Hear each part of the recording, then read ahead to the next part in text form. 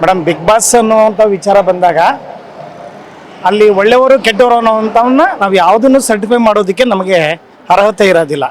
ಆಮೇಲೆ ಅಲ್ಲಿ ಆ ಒಂದು ಶೋ ನಡಿಬೇಕಾದ್ರೆ ಆ ಸಂದರ್ಭಗಳಲ್ಲಿ ಏನೇನೋ ಟಾಸ್ಕ್ ಕೊಡ್ತಾರೆ ಅವ್ರಿಗೆ, ಅದಕ್ಕೆ ಸಂಬಂಧಪಟ್ಟಂತೆ ಎಲ್ಲರೂ ಗೆಲ್ಲಬೇಕು ಅನ್ನೋಂಥ ಉದ್ದೇಶದಿಂದ ಕಾಲೆಳೆಯಲೂಬೋದು ಅಥವಾ ಅವರು ಮುಂದೆ ಹೋಗಿ ಆ ಕೆಲಸನೂ ನಿರ್ವಹಿಸ್ಬೋದು.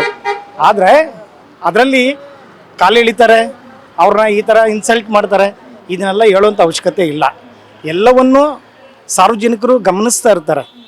ಆ ಗಮನಿಸಿದ ಮೇಲೆ ಕೆಲವು ತರಲೆ ಆಟ ಆಡಿದ್ರೂ ಕೂಡ ಅದ್ರ ಹಿನ್ನೆಲೆ ಒಂದು ಕಥೆ ಇರುತ್ತೆ ಅಥವಾ ಒಂದು ವಿಚಾರ ಇರುತ್ತೆ.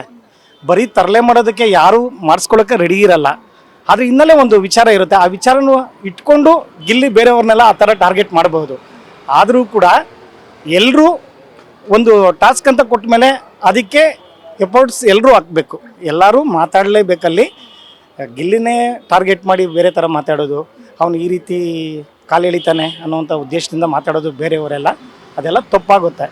ಅದು ಒಂದು ಆಟ ಅಂತ ಒಳಗಡೆ ಹೋದ್ಮೇಲೆ ಕೆಲವೊಂದು ವಿಚಾರಗಳನ್ನು ಏನು ಅದು ನೀತಿ ನಿಯಮಗಳಿರುತ್ತೋ ಅವರು ಒಂದು ಇದರಲ್ಲಿ ಬಿಗ್ ಬಾಸಲ್ಲಿ ರೂಲ್ಸ್ ರೆಗ್ಯುಲೇಷನ್ಸ್ ಏನಿರುತ್ತೋ ಅದ್ರ ಪ್ರಕಾರವಾಗಿ ಅವರು ಮಾಡ್ತಾರೆ.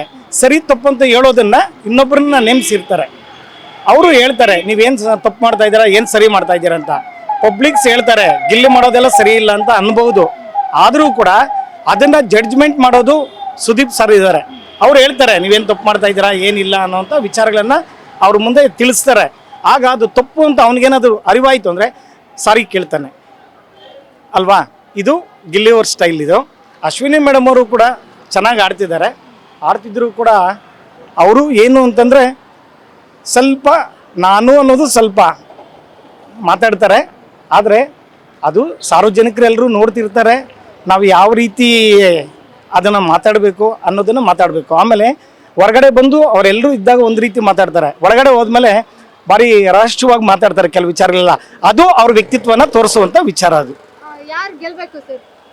ಮೇಡಮ್ ಈಗ ಒಬ್ಬ ಹಳ್ಳಿ ಹುಡುಗ ಯಾರು ಗಿಲ್ಲಿ ಅನ್ನೋರು, ಅಶ್ವಿನಿ ಮೇಡಮ್ ಅವರು ಕೂಡ ಒಂದು ರಕ್ಷಣಾ ವೇದಿಕೆಯಲ್ಲಿ ತುಂಬ ಕೆಲಸ ಮಾಡಿದ್ದಾರೆ.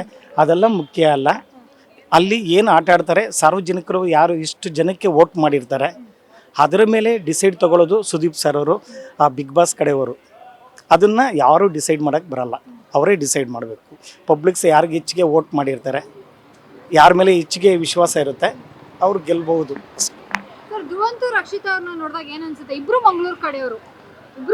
ಅಂದರೆ ಹುಡುಗಿ ಚಿಕ್ಕ ಹುಡುಗಿದಲ್ವಾ ಮೇಡಮ್, ಆಕೆಗೆ ಇನ್ನೂ ಚಿಕ್ಕ ವಯಸ್ಸಿದೆ.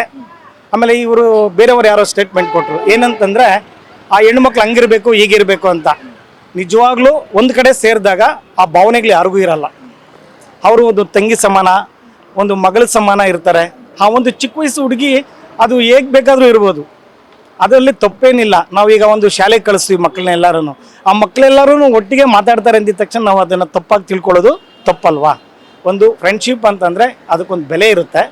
ಅವರು ಅಲ್ಲಿ ನಮ್ಮ ತಂದೆ ತಾಯಿ ನಮ್ಮ ಅಣ್ಣ ತಮ್ಮಂದ್ರನ್ನೆಲ್ಲರೂ ನಾವು ಬಿಟ್ಟು ಬಂದಿದ್ದೀವಿ, ಅವರೆಲ್ಲರೂ ಇಲ್ಲೇ ಇದ್ದಾರೆ ಅನ್ನೋ ರೀತಿಯಲ್ಲಿ ಅವರು ನಡ್ಕೊಳ್ತಾರೆ. ಅದೇನು ತಪ್ಪು ಅಂತ ಏನೂ ಇಲ್ಲ ಮೇಡಮ್.